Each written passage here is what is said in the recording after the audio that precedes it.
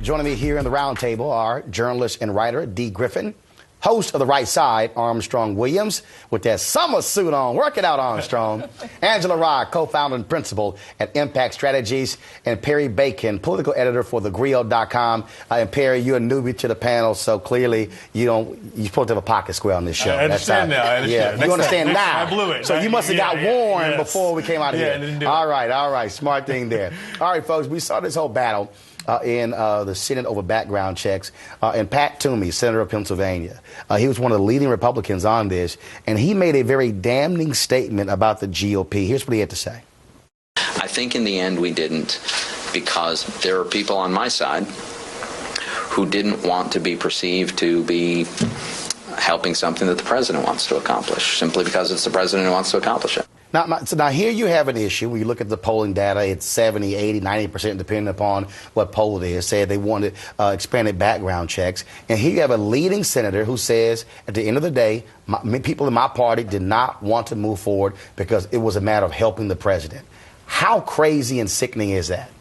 Well, we know that the Senate Minority Leader, Mitch McConnell, said in 2010 his biggest goal was making sure Obama did not have a second term. So we know this is how the Republicans view life, which is Obama good is bad for them. And that's how they view everything, into this sort of zero-sum way. So I wasn't surprised by this statement. But it does go to the fact that the president himself will say occasionally, anytime I talk about an issue, it poisons it with the Republicans. And this shows you it's right. Pat Toomey confirmed that for everybody.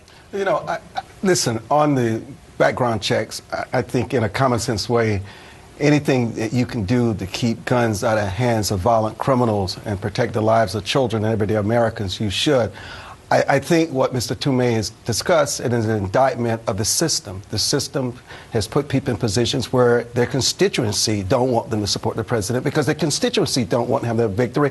And on a deeper level, they may have deeper concerns about background checks, but I think even the Democrats that voted against the president on this particular legislation, you could subscribe the same thing to them. But I think there's a deeper issues going on here, which is why we get very little accomplished in our legislative body. Well, I think that the only challenge with that premise is that then the polling numbers are wrong, because they've polled not only the national average demonstrates clearly that America overwhelmingly supports background checks and really stronger gun control measures overall. You also have a small sampling of senators who voted against the bill, and their numbers have dropped in those states. The other thing that I think is a little bit disheartening is we saw Kelly Ayotte this week in a town hall going kind of toe-to-toe with a young woman who lost her mother in Newtown. And the thing that we saw there was the senator misrepresenting the facts on what's really what was in Manchin Toomey. The Manchin Toomey amendment did not have anything in it about a national registry, yet she said that to her constituents. And so it's not just about a failing of the system, it's a failure to read the bills,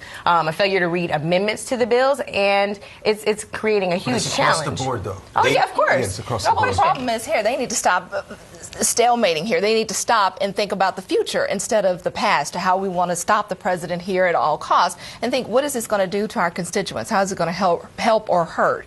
And the problem is, how are we going to move forward from this? Let's stop focusing on the issue of, we're going to stand against whatever the president wants. So how do we move on from this? I don't even think it's a question of helping the constituents. Yeah. I think it's a question of protecting my job. Protecting my job. And are we going to have jobs after this? What are the people going to say? Oh, you voted against this. I don't want you in there. But so I think the challenge now is how will this extend legislatively to the immigration bill with what just happened in Boston and how they were able to get in this country, move back and forth freely.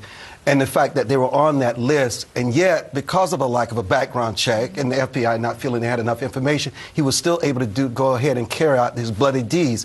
And so I think the immigration bill will stall or radically change, even as a result of the latest massacre that we're still discussing. You spoke of terrorism. Something happened this week. The FBI put Assata Shakur on the FBI's most wanted terrorist list. Of course, she was convicted of killing a New Jersey police officer back in 1973. She escaped, went off to Cuba. She's the first woman on this list. And, of course, the New Jersey added $1 million to the reward. The FBI already has $1 million. Here's something that goes back some 40 years. And one thing people haven't talked about, this I think brings back COINTELPRO. right. It brings back a whole lot of stuff that was happening in the early 70s, where this country really was trying to destroy what they perceived to be as radical organizations. What do you make of this decision to put her on the list this week? It's highly political, and I'm so disappointed because on one hand, you know, we saw it with the Department of Justice with the new Black Panther Party. There was that case. So I'm wondering if this was to counter that, to make it look like, oh, we'll still be fair. And then the other thing that came up, and I didn't realize this, but they actually put her on the most wanted list on the 40th anniversary of the assassination of that police officer. But at the end of the day, I'm just thinking about, we did a whole show on, or a segment on Angela Davis, and to have this happen when that documentary just came out, and you would hope and think that people would be enlightened about the challenges of that time, whether it's with the Black Panther Party or activists generally. I don't know. But however, you cannot ignore the fact that it's alleged she committed a crime. She committed murder, an officer of the law. She escaped to another territory beyond the United States, and that crime she has not paid a price for.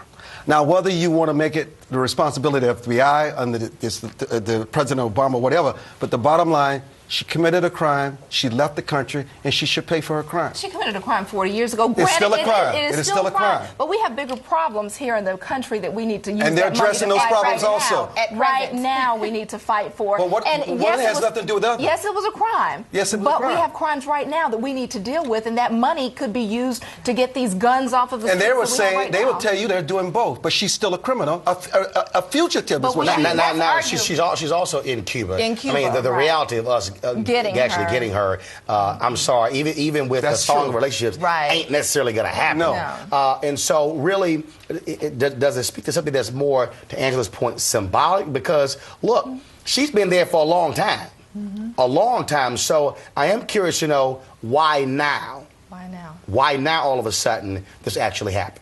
And that's what really jumps out. Increase the money when that money could be, spent on other crimes, focusing on those. I also just want to correct the record. There's an autobiography by Ms. Shakur, and she talks about the facts of the case from her vantage point. I think it's important to note, as Black people, we have to acknowledge the fact that there has always been a very troubling relationship with us and law enforcement, and so it comes to bear that we should probably know her other perspective. Maybe that she couldn't afford an appeal. I don't know that aspect of this, but I definitely think that it's worth looking into. I don't know that she should be on the most wanted list when we're still trying to determine whether or not a 4th of July attack is on our horizon. I think that we have to not become emotional about these issues when the person looks like us. That's not emotional. That's a fact. We have a troubled past. But still, however, and I understand what you're saying, and I sympathize with what you're saying, but you should empathize with it, Armstrong. No, I sympathize with it. Because there are people let's just be honest about this for a moment. I have enough things to empathize about. Okay, That's not one of them. I hope this is one, because people that look like you and I are getting beat by police every day.